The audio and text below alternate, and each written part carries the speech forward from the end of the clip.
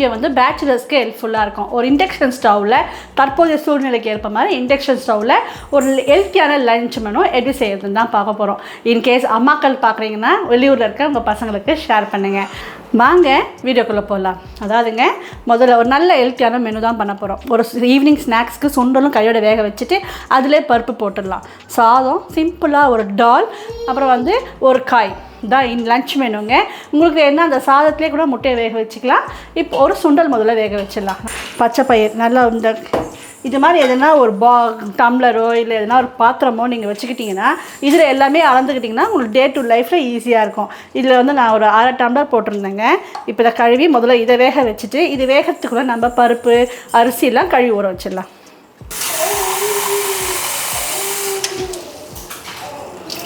Induction ஸ்டவ்வை பொறுத்தவரையிலும் பார்த்தீங்கன்னா கீழே பேஸ் வந்து இந்த மாதிரி ஃப்ளாட்டாக இருக்கணுங்க. இப்போ இது பாத்திரமும் பார்த்தீங்கன்னா கீழே ஃப்ளாட்டாக தான் இருக்கும். அந்த மாதிரியான பாத்திரம் தான் வைக்கணும். அலுமினியம், இரும்பு, சட்டிலாம் வைக்கிறது வந்து இப்போ அட்வான்ஸ்டு லெவலாக வந்திருக்குங்க. என்கிட்ட இருக்கிறது வந்து பேசிக் லெவல் தான். அதனால் ஸ்டீல் குக்கரை யூஸ் பண்ணியிருக்கேன். கழுவின பச்சை பயிரை இதில் போட்டுடலாம். அப்புறம் இது மாதிரி ஒரு பாத்திரத்துலையோ இல்லை பாட்டிலையோ தண்ணி பூச்சி வச்சுக்கிட்டிங்கன்னா முன்னால் நைட்டே பயிர் ஊற வைக்கும் போது ஒரு கிணத்துல தண்ணி பூச்சி வச்சுட்டிங்கன்னா தண்ணி பிடிச்சி வச்சுட்டிங்கன்னா உங்களுக்கு காலையில் சமைக்கும் போது ஈஸியாக இருக்கும். ஆன் பண்ணிடலாங்களா? நாங்கள் பார்த்து சமைக்கிறத விட பேச்சுலர்ஸுமா அப்படி போட்டு சமைச்சிங்கன்னா சூப்பராக இருக்கும். நீங்களாம் அட்வான்ஸ்டு குக்கிங் லெவலில் இருப்பீங்க. நியூ யங்ஸ்டர்ஸ் தான் இந்த வீடியோ யூஸ்ஃபுல்லாக இருக்குங்க. இந்த மாதிரி கொட்டை வகைகளில் பார்த்தீங்கன்னா நீங்கள் டெய்லி எடுத்துக்கிறது உங்கள் ஹெல்த் டயட்டுக்கும் நல்லாயிருக்கும், ப்ரோட்டீன் ரிச்சாகவும் இருக்கும் இல்லைங்களா? இந்த பருப்பு வகைகள் பார்த்தீங்கன்னா இது வந்து பச்சை பயிறு இன்றைக்கி ஊற வச்சுருக்கேன். கருப்பு காராமணி, வெள்ளை காராமணி ஒன்றுத்தே சாப்பிடாம எல்லாமே ஒரு 1/2 கிலோ வாங்கி வச்சுக்கிட்டிங்கன்னா டெய்லி ஒன்று மாற்றி போடலாம். ஆனால் இந்த மாதிரி பருப்பு வகைகள் சாப்பிடும்போது எங்களுக்கு தெரிஞ்சது நாங்கள் வாய்வு அப்படின்னு சொல்லுவோம். ஸோ நீங்கள் வந்து கொஞ்சம் பூண்டு, பெருங்காயம் இதெல்லாம் கொஞ்சம் டயட்டில் சேர்த்துக்கங்க. இதோடு சேர்ந்து ஃபைபர் சாப்பிடும்போது உங்களுக்கு அந்தளவுக்கு வைபரோ அதாவது வாய்வு தொந்தரவும் இருக்காது. இப்போது இந்த மாதிரி கொட்டை வகைகள் பார்த்திங்கன்னா பச்சை பயிறு, வெள்ளை காராமணி, சிகப்பு காராமணி இதெல்லாம் வந்து சீக்கிரமாக ஊறிடும், சீக்கிரமாக வெந்துடும். ஒரு 2 விசில் விட்டாலே போதும். கருப்பு முக்கல்ல நான் பேசுகிறேன்னா குட்டி பாப்பா வந்து வேடிக்கை பார்க்குறாரு. கருப்பு முக்கல்ல, வெள்ளை முக்கல்ல இது வந்து இன்னும் ஒரு 5-6 விசில் விடணும். ராஜ்மா கூட ரொம்ப நல்லாயிருக்குங்க. அதில் பார்த்தீங்கன்னா நீங்கள் வெங்காயம், தக்காளி, நிறைய குக்கும்பர்லாம் அரிஞ்சு வச்சு வெள்ளரிக்காய்லாம் அரிஞ்சு போட்டும் சாட் மசாலா போட்டும் சாப்பிட்லாம். நல்லா பவுல் நிறைய சாப்பிட்லாம். இதுவே நீங்கள் மார்னிங் பிரேக்ஃபாஸ்ட்டாக எடுத்துக்கலாம். இப்போ வேக வைக்கிறோம் இல்லைங்களா? இதிலே பாருங்கள் சீக்கிரமாக கொதி வந்துடுச்சு. இப்போ மூடி விசில் வச்சிடலாம். இந்த மாதிரி மேலே வர்றதை எடுத்துகிட்டா பார்க்குறதுக்கு நல்லாயிருக்கும். அதே சமயம் இந்த மாதிரி கொட்டை வகைகளுக்கு பார்த்தீங்கன்னா நீங்கள் தண்ணியும் கம்மியாக தான் ஊற்றணும். நம்ம இதிலே கொஞ்சமாக உப்பு போட்டுடலாங்களா? இப்போ நம்ம இதை மூடி விசில் வச்சிடலாங்க. ராஜ்மா பற்றி சொல்லிட்டு இருந்தேன் இல்லைங்களா? ராஜ்மா வந்து நல்லா திக்காக இருக்குங்க. அந்த கொட்டை பார்த்தீங்கன்னா நீங்கள் 12 ஹவர்ஸ் மேலே 15 ஹவர்ஸே ஊற வச்சா நல்லாயிருக்கும். 12 ஹவர்ஸ் மேலே ஊற வைக்கணும். ஒரு 10-12 விசில் விடணும். இல்லை ஸ்லோ ஃப்ளேமில் வச்சிங்கன்னா ஒரு 20 to 25 மினிட்ஸ் விடணுங்க. அப்போ நல்லா வேகும். அது வந்து கொஞ்சமாக சாப்பிட்டிங்கனாலே நல்லா ஃபில்லிங்காக இருக்கும். உங்களுக்கு வேணும்னா கமெண்ட்டில் கேளுங்க.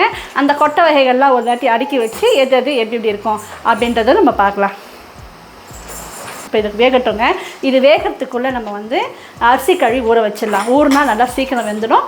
டாலுக்கும் வந்து தோரம் பருப்பு ஊற வச்சிடலாம். நல்லா ஒரு 5-6 விசிலுக்கு மேலே வந்துடுச்சு, வெந்துட்டுருக்கோம். இதை ஆஃப் பண்ணிடலாம். அரைக்கும் கொஞ்சம் கம்மியாக தோரம் பருப்பு எடுத்துருக்கேன். இதை கழுவி கொஞ்ச நேரம் ஊறட்டும். இது விசில் அடங்குற வரல ஊறட்டும். ஏன்னா நம்ம இதில் தான் போட போகிறோம்.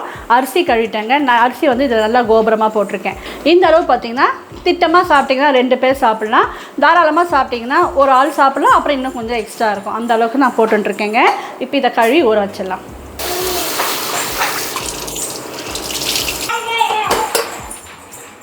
பாருங்கள், நம்ம ஊற்றின தண்ணியும் சரியாக இருக்குது. நல்லா சாஃப்டாக வந்திருக்கு. உங்களுக்கு இந்த மாதிரி சாஃப்டாக பிடிக்கலைன்னா ஒரு 2 நிமிஷம் முன்னாடியே எடுத்துருங்க. இண்டக்ஷன் ஸ்டவ்வை பொறுத்தவரை நமக்கு கொஞ்சம் சீக்கிரமாகவே ஆகிடுச்சு. இப்போ இதை வந்து இந்த பாத்திரத்தை நம்ம வந்து பாத்திரமும் கம்மியாக தான் யூஸ் பண்ண போகிறோம். இந்த பாத்திரத்தை தான் நம்ம பச்சை பயிர் ஊற வச்சுருந்தோம். இதில் இதை நான் ட்ரான்ஸ்ஃபர் பண்ணிடுறேன். அதே குக்கரில் நம்ம இப்போ ஊற வச்ச துவரம் பருப்பை சேர்த்துடலாம். இதில் வந்து நம்ம இந்த அளவுக்கு பருப்பு போட்டிருந்தோங்க. நல்லா ஒரு 1.25 டம்ளர் அளவு நம்ம இதில் தண்ணி ஊற்றிருக்கோம். இது ஒரு ஆன் பண்ணிவிட்டு இதையும் நம்ம ஃப்ரை மோட்லேயே வச்சிடும். சின்ன ஸ்பூனில் 1 ஸ்பூன் எண்ணெய் ஊற்றிக்கலாம். அப்புறம் கொஞ்சமாக மஞ்சள் தூள். இந்த மாதிரி நீங்கள் ப்ரெஷர் பேன், அதாவது பிகினர்ஸ்க்கு திரும்பி ஒரு டிப்ஸ் சொல்கிறேங்க. ப்ரெஷர் பேன் யூஸ் பண்ணும் போது பார்த்திங்கன்னா இதுலேருந்து ப்ரெஷர் வந்த பிறகு நம்ம இதை போட்டோம்னா எந்த வித பயம் இல்லாமல் சீக்கிரமாக வேக வச்சிடலாம். ப்ரெஷர் வர ஆரம்பிச்சிச்சு. இப்போ வெயிட் போட்டுடலாம். இது வேகிறதுக்குள்ளே நம்ம வந்து இந்த சைஸ் நம்ம போட்ட பருப்புக்கு இந்த சைஸில் 2 தக்காளி, 2 பச்சை மிளகா, ஒரு 4 பல் பூண்டு. இது பெருசாக இருக்கிறதுனால 3 பல் பூண்டு.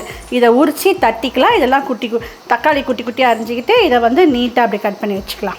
5 மினிட்ஸ்லேயே நல்லாவே விசில் வந்துருச்சுங்க. ஆஃப் பண்ணிவிட்டு ப்ரெஷரும் இறங்கிடுச்சு. ஓப்பன் பண்ணி பார்க்கலாங்களா? நமக்கு போதுமான அளவுக்கு வெந்துருச்சுங்க துவரம் பருப்பு. இதில் சும்மா இதிலே அப்படியே கடைஞ்ச மாதிரி வச்சுட்டு உங்கள்கிட்ட கடாய் இருந்தால் கடாயில் ஆன் பண்ணிக்கோங்க. அடுத்து நமக்கு நான் வந்து இதை ஒரு குக்கர்லேயே பண்ணணுன்ற ஒரு கான்செப்ட் வச்சுருக்கேன். அதனால் இந்த பருப்பை நம்ம பருப்பு ஊற வச்சுருந்தோம் இல்லைங்களா, இந்த பாத்திரத்துலேயே சேர்த்துடலாம். இந்த பருப்புலேயே ஊற்றிட்டேங்க. இப்போ இந்த குக்கரில் பார்த்திங்கன்னா லேசாக ஒட்டியிருக்கு. இப்போ இந்த குக்கரில் லேசாக ஒட்டியிருக்கு இல்லைங்களா, நம்ம இப்போ ஃப்ரை பண்ண போகிறோம். அப்போ இது வச்சோம்னா இதெல்லாம் பர்ன் ஆகும். இதே நீங்கள் இன்னொரு எதனா வேக வைக்கிறீங்கன்னா டேரெக்டாக போட்டு வேக வச்சிடலாம். ஆனால் இப்போ நான் வந்து ஃப்ரை பண்ண போகிறேன் அப்படின்றது, அதாவது தாளிக்க போகிறேன்றதுனால இதை நான் க்ளீனாக கழுவி கொண்டு வந்துடுறேங்க. குக்கர் காஞ்சிடுச்சிங்க. இப்போ ஒரு 2 ஸ்பூன் அளவு எண்ணெய் ஊற்றிக்கலாம். இந்த டைமில் நம்ம ஸ்லோ வச்சிடலாங்க. இதை நம்ம ஸ்லோ, ஏன்னா கடுகு போட்டதும் நமக்கு தீய ஆரம்பிச்சிடும். எண்ணெய் நல்லா காஞ்சிடுச்சிங்க. கொஞ்சமாக கடுகு, கொஞ்சம் சீரகம் போட்டுக்கலாம். அப்போது நம்ம எடுத்து வச்சுருந்தா பூண்டு போட்டுடலாம். இதை உதாட்டி வதக்கிட்டு இந்த தக்காளி, பச்சை மிளகாய் இதையும் போட்டுடலாம்.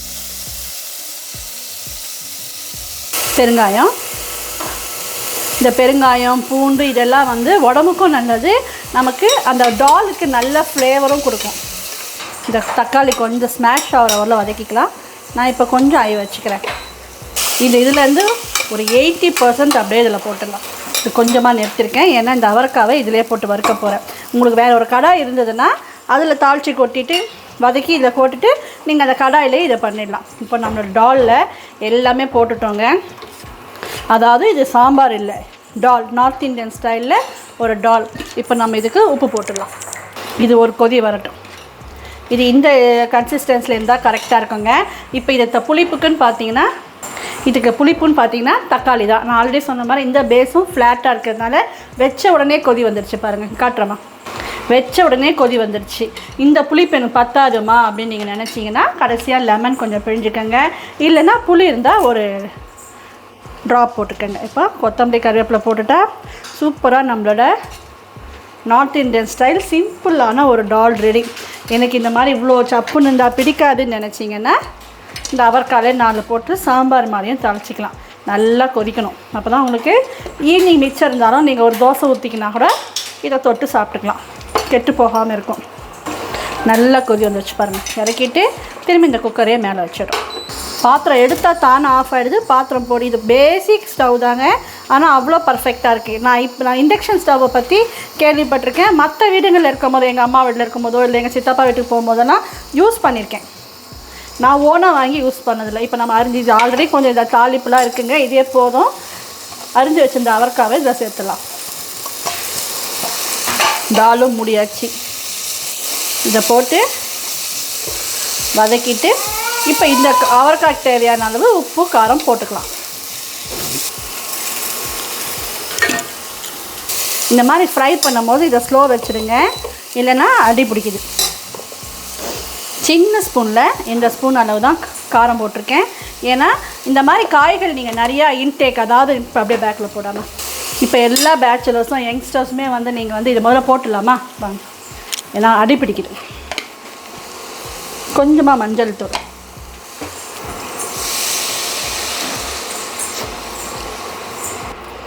இந்த அளவு தண்ணி இருந்தால் போதும். இதையும் க்ளோஸ் பண்ணிட்டேங்க. இப்போ ஸ்டவ் வந்து அப்பப்போ நம்ம இப்படி தொடச்சிக்கலாம். அப்புறம் வந்து விசில் வச்சிடலாம். விசில் வெயிட் வச்சிடலாம். கொஞ்சம் நான் ஃபாஸ்ட் வச்சுக்கிறேன். 160 வச்சுக்கிறேன். ஒரு 5 மினிட்ஸ் இருந்தால் போதும், நமக்கு சீக்கிரம் வந்துடும். அதாவது இதை நீங்கள் டிப் மாதிரியும் எடுத்துக்கலாம். பேச்சுலர்ஸ் வந்து இப்போ எல்லாருமே டயட்டில் தான் இருக்கீங்க. பேச்சுலர்ஸ்னு இல்லை, எல்லாருமே மோஸ்ட் டயட் வந்துட்டீங்க. இப்போ வந்து நம்மளே நிறைய காய் சாப்பிட்ணும் அப்படின்னா சாப்பிட முடியாது, ஒவ்வொருத்தரும் பிடிக்காது. அப்போ என்ன பண்ணுவோம், காரம் அதில் நிறையா போட்டிங்கன்னா இன்டேக் இருக்காதுங்க. மைல்டான காரத்தில் சாப்பிட்டீங்கன்னு வைங்களேன், நிறைய காய் சாப்பிட்லாம். அது மாதிரி தான் இன்றைக்கி ஒரு 150 கிராம்ஸ் அளவுக்கு அதில் ஒரு 2-3 புத்தி போயிருந்தது போட்டுட்டேன். 150 கிராம்ஸ் நான் அரிஞ்சு தாளிச்சிருக்கேங்க. இதை வந்து ஒருத்தரே சாப்பிட்லாம், அந்தளவுக்கு டேஸ்ட்டாக இருக்கும். பச்சை பயிறு வேக வச்சுருந்தோம், அது நல்லா சாஃப்டாக வேகக்கூடியது அப்படின்றதுனால ஒரு 7 மினிட்ஸ் ஆச்சு. அதுக்கப்புறம் டால் இந்த அளவு குவான்டிட்டிக்கு பார்த்திங்கன்னா 5 மினிட்ஸ் தான் ஆச்சு. அது வேகிறதுக்குள்ளே நம்ம காயெல்லாம் அரிஞ்சிக்கிட்டோம். இப்போ தாளிச்சிட்டோம், இது ஒரு 5 மினிட்ஸ் ஆகும். டோட்டலாக ஒரு 15 மினிட்ஸ் தான் ஆச்சுங்க. இதுக்கப்புறம் நம்ம அரிசி கழுவி வச்சுருக்கோம், நல்லா ஊறிருக்கு. இப்போ ஆன் பண்ணனா கொதி வந்து ஒரு 10 மினிட்ஸில் வெந்துடும். கொஞ்சம் நெட்டாக தான் எடுக்க போகிறேன், அதுவும் வெந்துடும். அப்போ போட்டால் பார்த்திங்கன்னா ஒரு 1/2 ஹவரில் நமக்கு வந்து சமையல் முடிஞ்சிடும். இது ஒரு சின்ன மீல். இது நம்ம ஈவினிங் ஸ்நாக்ஸும் செஞ்சுருக்கோம். அந்த ஸ்நாக்ஸ்லேயே பாதி நீங்கள் கொஞ்சம் வெங்காயம் தக்காளி அரிஞ்சு போட்டு காலையில் பிரேக்ஃபாஸ்ட்டாகவும் சாப்பிட்டுடலாம். அப்புறம் வந்து இது வெந்ததும் பார்க்கலாம். நமக்கு பார்த்தீங்கன்னா குக்கரில் போட்டதுனால ஒரு 3 மினிட்ஸ் கூட ஆகலைங்க, நல்லாவே விசில் வந்துருச்சு. காய் தானே அப்படின்ட்டு ஆஃப் பண்ணிட்டேங்க. கொஞ்சம் தண்ணி இருந்தது, அதை நான் ஆன் பண்ணி ட்ரையும் பண்ணி வச்சுட்டேன். சௌமியா கொஞ்சம் வெளியே வேலையாக போயிருந்தாங்களா, அதுக்குள்ளே நான் ட்ரை பண்ணியே வச்சுட்டேங்க. இப்போ நம்மளுக்கு காய் அவரைக்காய் ரெடியாக இருக்குது. ஆல்ரெடி அரிசியும் தண்ணியும் கழுவி ரெடியாக வச்சுருந்தோம், அதை வச்சிடலாம். வச்சுட்டு ஆன் பண்ணி ரைஸ் மோடு கொண்டு வந்துடலாம். இது வந்து எவ்வளோ நேரத்தில் கொதி வருது, நான் எவ்வளோ நேரத்தில் எந்த ஸ்டேஜில் ஆஃப் பண்ணி வடிக்கிறேன் அப்படின்றத உங்களுக்கு காட்டுறேன். இப்போ பார்த்தீங்கன்னா காலைல மணி 10 ஆகுதுங்க. இது எவ்வளோ நேரத்தில் பொங்குது எனக்கு அப்படின்றத நான் உங்களுக்கு சொல்கிறேன். நான் உங்களுக்கு டைமிங் சொல்கிறேன்னு சொல்லியிருந்தீங்களா, 10 நிமிஷத்தில் நல்லா கொதி வந்துடுச்சிங்க. இப்போ வந்து ஒரு 7 மினிட்ஸ் ஆகிருக்கும். எனக்கு வந்து ரைஸ் மோட்லேயே இருக்கும்போது வெளியெல்லாம் கொட்டுச்சிங்க. அதனால நான் வந்து மில்க் மோடு, அதில் எனக்கு ஸ்லோ பண்ண வரல. ரைஸ் மோட்லேயே இருக்கும்போது வெளியெல்லாம் வந்தது இல்லைங்களா, அப்போ ஸ்லோ பண்ண வரல. இப்போ மில்க் மோடு மாற்றினா எனக்கு 500 மாறிச்சிங்க, அப்போ ஸ்லோ பண்ண முடிஞ்சது. இப்போ பார்த்தீங்கன்னா இதில் ஒரு 6 to 7 மினிட்ஸ் ஆகிருக்கு. எனக்கு இந்த பதம் போதும். ஒரு 40 நிமிஷத்தில் அழகான ஒரு ஃபுல் மீல் சமைச்சிருக்கோம். அதுவும் இண்டக்ஷன் ஸ்டவ்வில் கம்மியான பாத்திரங்கள் வச்சு சமைச்சிருக்கோம். வேணா ஒரு முட்டை வேக வச்சுக்கோங்க, இல்லைன்னா கடையிலேருந்து சிப்ஸ் வாங்கி வச்சு சாப்பிடுங்க. நம்ம ஹெல்த்தியாக சமைச்சிருக்கோம் இல்லைங்களா, அதனால் சிப்ஸ் வேணாம், முட்டை போட்டுக்கிட்டிங்கன்னா சூப்பராக இருக்கும். வாங்க என்ன சமைச்சிருக்கோன்னு ஒரு ரவுண்டு பார்த்துடலாம். சுட சுட சாதம் ரெடியாக இருக்குது. ஒரு ஆள் சாப்பிட்ற மாதிரி தான் சமைச்சிருக்கோம். அப்புறம் சாயங்காலம் ஸ்நாக்ஸுக்கு காலைல பிரேக்ஃபாஸ்ட்டுக்கும் சேர்த்து சுண்டல் வேக வச்சுருக்கேன். பச்சை பயிர் சுண்டல் தான் வேக வச்சுருக்கேங்க. அப்புறம் டால் பண்ணியிருக்கோம். நெய் ஊற்றி சாப்பிட்டா டேஸ்டியாக அப்படி டேஸ்டியாக இருக்கும்.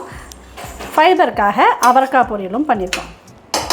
இந்த கான்செப்ட் பிடிச்சிருக்குமா, இன்னும் நிறைய ரெசிபிஸ் காட்டுங்கன்னு சொன்னாலும் சொல்லுங்கள், நான் ட்ரை பண்ணுறேன். தேங்க்ஸ் ஃபார் வாட்சிங். பாய்.